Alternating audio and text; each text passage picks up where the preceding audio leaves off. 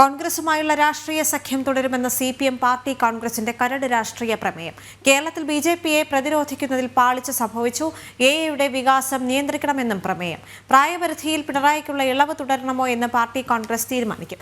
S Nandagopan ചേരുന്നുണ്ട് വിവരങ്ങളുമായി. നന്ദൻ, നമുക്കറിയാം കഴിഞ്ഞ ദിവസം കണ്ണൂർ CPM ജില്ലാ സമ്മേളനത്തിൽ പോലും BJPയുടെ വളർച്ചയെ തടയാനായില്ല, അല്ലെങ്കിൽ BJP വലിയ രീതിയിൽ വളർന്നിട്ടുണ്ട്, നേതാക്കളുടെ ചില പെരുമാറ്റമാണ് ഇതിനെല്ലാം കാരണമായത് എന്ന കടുത്തൊരു വിമർശനം CPM നേതൃത്വത്തിനെതിരെ ഉണ്ടായ ഒരു സാഹചര്യം കൂടിയുണ്ട്. അപ്പോൾ കേരളത്തിൽ BJP വളരുന്നു എന്നുള്ള കാര്യം CPM സമ്മതിക്കുകയാണ്, അല്ലെങ്കിൽ അതിൽ കൂടുതൽ ആശങ്ക ഉണ്ടായിരിക്കുന്നു CPM-നെന്ന് പറയാതിരിക്കാൻ കഴിയുന്നില്ല. അതുകൊണ്ട് തന്നെ കോൺഗ്രസിനോട് കൂടുതൽ സഖ്യത്തോടു കൂടി മുന്നോട്ട് പോവാൻ തന്നെയാണ് CPM നേതൃത്വത്തിന്റെ നിലപാട്, അല്ലേ? മധുരയിലെ ഏപ്രിൽ മാസത്തിൽ നടക്കുന്ന 24ാമത് CPM പാർട്ടി കോൺഗ്രസിന് മുന്നോടിയായി തയ്യാറാക്കിയ കരട് രാഷ്ട്രീയ പ്രമേയത്തിലാണ് BJPയുടെ വളർച്ച CPM ചൂണ്ടിക്കാണിക്കുന്നത്. കേരളത്തിൽ BJPയെ പ്രതിരോധിക്കുന്നതിൽ പാളിച്ച സംഭവിച്ചതായി ലോക്സഭാ ഫലം വ്യക്തമാക്കുന്നുവെന്നാണ് രാഷ്ട്രീയ പ്രമേയത്തിൽ പറയുന്നത്. രാഷ്ട്രീയപരമായും പ്രത്യയശാസ്ത്രപരമായും പാർട്ടിയുടെ ബലഹീനത ചൂണ്ടിക്കാട്ടുന്നതായിരുന്നു 2024-ൽ കേരളത്തിൽ പാർട്ടിക്കുണ്ടായ തിരിച്ചടി. ഇത് മറികടക്കാൻ പദ്ധതികൾ വേണമെന്നാണ് പ്രമേയത്തിൽ ആവശ്യപ്പെടുന്നത്. BJP വിരുദ്ധ വോട്ടുകൾ ഏകീകരിക്കാൻ തെരഞ്ഞെടുപ്പ് തന്ത്രങ്ങളാകാം.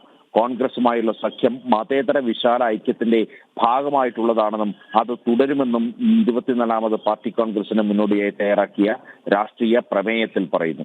മാത്രമല്ല, RSSനെയും ഹിന്ദുത്വ ശക്തികളെയും എതിർക്കാൻ പ്രത്യേക ശ്രദ്ധ കേന്ദ്രീകരിക്കണം, അതിനുവേണ്ടി പ്രത്യേക പദ്ധതി തയ്യാറാക്കണമെന്നുള്ളതാണ് പ്രമേയത്തിൽ ആവശ്യപ്പെടുന്നത്. പ്രത്യേകമായി ഹിന്ദുത്വ വിരുദ്ധ ക്യാമ്പയിനുകൾ ആരംഭിക്കുവാൻ ശ്രദ്ധ കേന്ദ്രീകരിക്കണമെന്നും ആവശ്യപ്പെടുന്നു.